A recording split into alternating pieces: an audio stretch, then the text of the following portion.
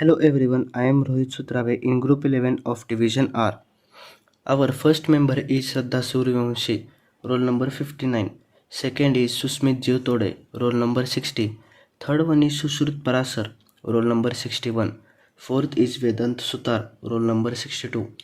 Fifth one is Anirudh Sutavne, roll number 63. And last Rohit Sutrave, that's me, roll number 64. Okay, now I am going to introduce parallel processing. But before we start, I want to take a look about serial processing. As name says, instructions are carried out serially. In this, problem statement is divided into discrete methods to increase the speed. But then instructions are executed one by one because only one instruction can be executed at any moment of the time. Now we will start parallel processing. Here are some advantages of parallel processing over serial processing. First of all, it saves time and money because numerous resources work together to save time and reduce possible cost. Also, solving larger issues with serial computing can be impractical.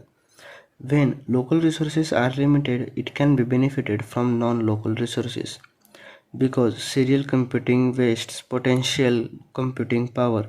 Parallel computing makes better use of hardware. Here difference is explained with the help of diagram. Left diagram is of sequential and right one is of parallel.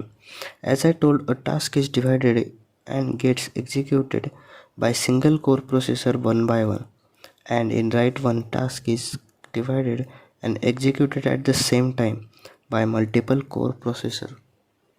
Hello, myself Sushruth Parashar, roll number 61. Now we are going to discuss about types of parallelism.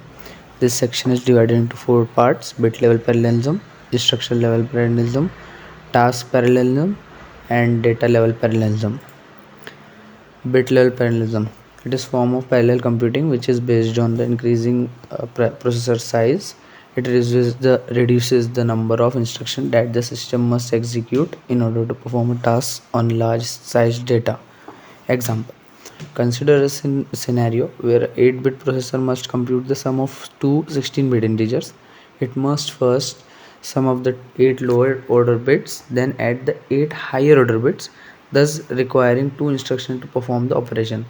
A 16-bit processor can perform the operation with just one instruction. Next is instruction level parallelism. A processor can only address less than one instruction for each clock cycle phase.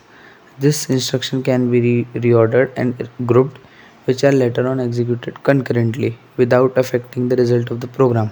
This is called instruction level parallelism. Task parallelism.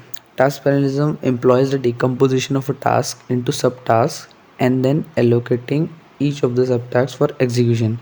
The processor performs the execution of subtasks concurrently. Data level parallelism. Instruction from a single stream operator concurrently on several data.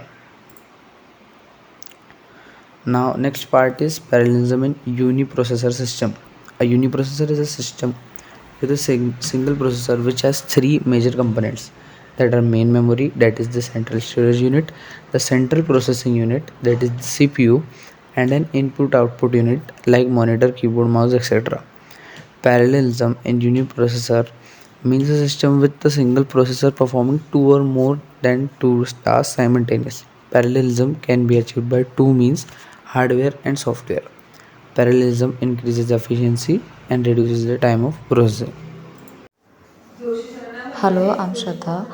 The point is hardware approach for the parallelism in the uniprocessor. First one is the multiplicity of the functional unit.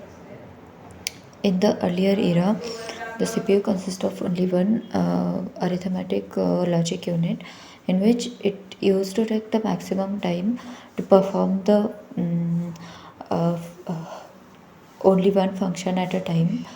Okay, so it was problematic. So to overcome this problem, CPU can be increased to perform the parallel and simultaneous arithmetic operation. The next one is parallelism and pipelining within the CPU. Pipelining is the sequential process where the data is moved from the one location to another location in particular manner. And parallelism is the process where data is moved among the multiple processors in loosely coordinated manner. Overlap CPU and input output operation. CPU is faster than input output device on the system, so obviously CPU perform another function such as the arithmetic.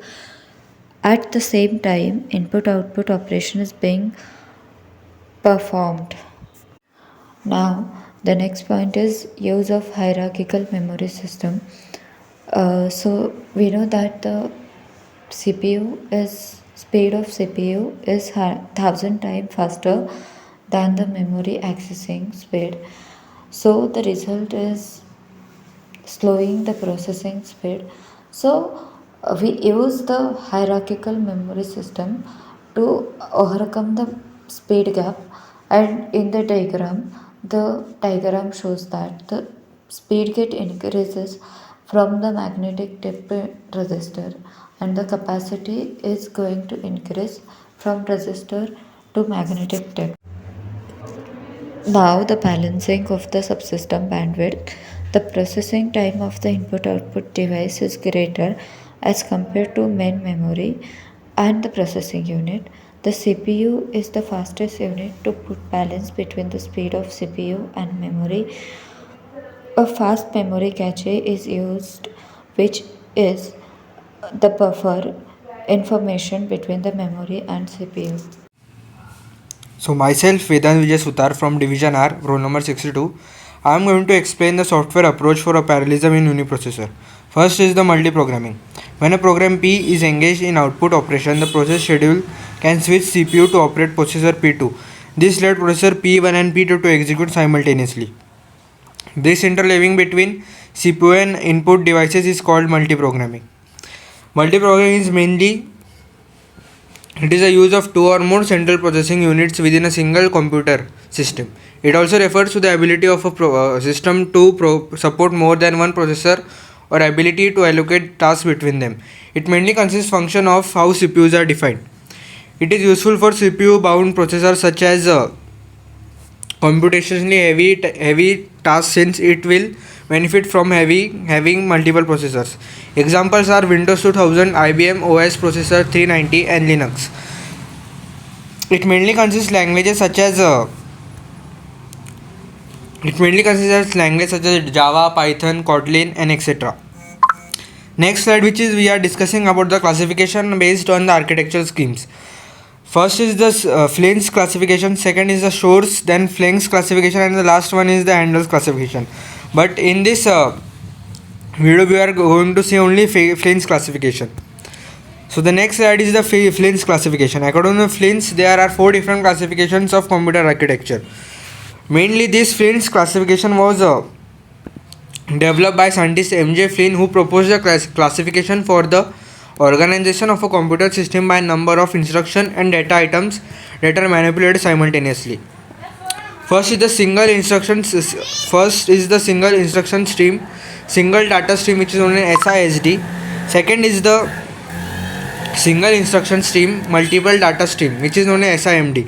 Third is the multiple instruction stream, single data stream, which is known as MISD, and last one is the multiple instruction stream, multiple data stream, which is also known as MIMD. These are the various vectors processors and parallel processors which can be used in multiprocessing. Myself Sushmit Jivtode. I'll be explaining about the 4 different classification of computer architecture given by Flynn's.